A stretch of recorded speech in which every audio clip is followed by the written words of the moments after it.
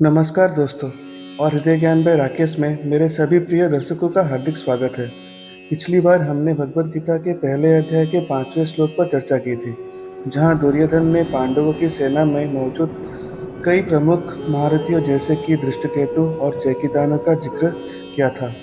ये उनकी चिंता को दिखाता था कि पांडवों के पास कई शक्तिशाली योद्धा थे।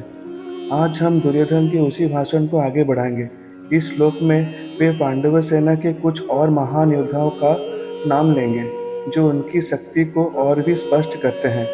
ये श्लोक हमें दुर्योधन की गहरी चिंता और पांडवों की अटूट शक्ति को दर्शाता है।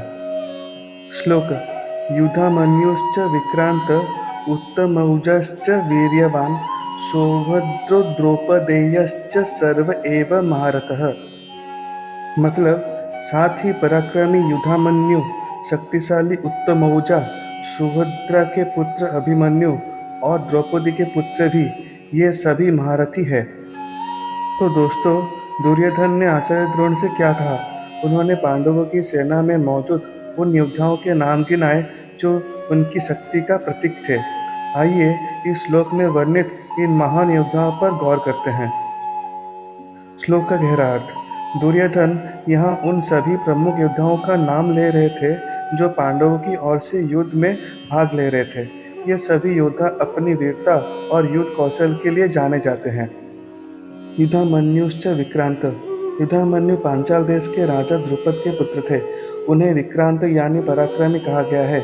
महाभारत के युद्ध में वे अर्जुन के रथ के दाहिने पहिए की सुरक्षा कर रहे थे। उत्तमौजाश्च वीर्यवान: उत्तमौजा भी पांचाल देश के राजकुमार थे और युधामन्यु के भाई थे। उन्हें वीर्यवान यानी शक्तिशाली कहा गया है। वे अर्जुन के रथ के बाएं पहिए की सुरक्षा का दायित्व निभा रहे थे। सौभद्रो: ये शब्द सुभद्रा के पुत्र के लिए इस्तेमाल किया गया है। सुभद्रा भगवान कृष्ण के बहन और अर्जुन की पत्नी थी।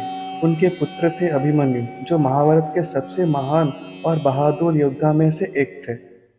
द्रौपदेयाश्च: ये शब्द द्रौपदी के पुत्र के लिए इस्तेमाल किया गया है। ये पांचों पुत्र प्रतिबिंब, श्रुतसोम, श्रुतकीर्ति, शतानीक और श्रुतसेन भी युद्ध में अत्यंत कुशल और वीर थे। सर्व एव महारथः: दुर्योधन ने अंत में कहा कि ये सभी योद्धा महारथी हैं। महारथी का अर्थ है वो योद्धा जो अकेले 10,000 धनुर्धारियों से युद्ध कर सके। ये दुर्योधन की इस बात पर मोहर लगाता है कि पांडवों की सेना में एक दो नहीं बल्कि कई ऐसे महान योद्धा थे। इन सभी योद्धाओं का नाम लेकर दुर्योधन आचार्य द्रोण को ये बता रहे थे कि पांडवों की सेना में छोटे छोटे सैनिक नहीं बल्कि हर एक योद्धा अपने आप में एक शक्तिशाली सेना के समान है। इस श्लोक से हमें क्या सीख मिलती है? तो दोस्तों, इस छठे श्लोक से हमें कई महत्वपूर्ण सीख मिलती है। प्रतिद्वंदी की शक्ति को समझना: दुर्योधन अपनी बेचैनी में पांडवों की सेना के हर एक महत्वपूर्ण योद्धा का नाम गिना रहे थे। जीवन में जब हम किसी चुनौती को सामना करते हैं तो उसकी शक्ति को पूरी तरह से समझना और उसे स्वीकार करना ही हमारी सफलता की पहली सीढ़ी होती है। गुणों का व्याख्यान: भले ही दुर्योधन पांडवों का विरोधी था, लेकिन वे उनके योद्धाओं के गुणों जैसे पराक्रमी, शक्तिशाली का व्याख्यान कर रहे थे। एक सच्चा और निष्पक्ष आकलन तब होता है जब हम अपने विरोधी की खूबियों को भी पहचान सके, न कि केवल उसकी कमियों को। संगठन और टीम की शक्ति: पांडवों की सेना का हर एक योद्धा अपने आप में इतना सक्षम था कि वे मिलकर एक अजय शक्ति बन रहे थे।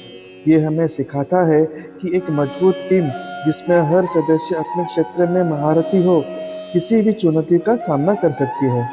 ये श्लोक हमें दुर्योधन की मानसिक स्थिति को और भी करीब से दिखाता है। वे अपनी चिंता को दूसरे के सामने व्यक्त कर रहे थे ताकि उन्हें भी इस चुनौती का गंभीरता को एहसास हो। तो दोस्तों, ये था भगवद गीता के पहले अध्याय के छठे श्लोक का विस्तार से विश्लेषण। आशा है कि आपको ये जानकारी पसंद आई होगी और आपके हृदय में ज्ञान की नई किरण जगी होगी। अगले वीडियो में हम देखेंगे कि दुर्योधन अपनी सेना के योद्धाओं का वर्णन कैसे करते हैं और अपने गुरु द्रोणाचार्यों को और कैसे उकसाते हैं। जुड़े रहिए हृदय ज्ञान में राकेश के साथ, जहां हम गीता के अमृत को मिलकर पिएंगे। अगर आपको ये वीडियो पसंद आया हो तो इसे लाइक करें, शेयर करें और हमारे चैनल को सब्सक्राइब करना ना भूलें। आपके मन में इस श्लोक या गीता से संबंधित कोई भी प्रश्न हो तो कमेंट बॉक्स में ज़रूर पूछें। जय श्री कृष्ण, जय जगन्नाथ।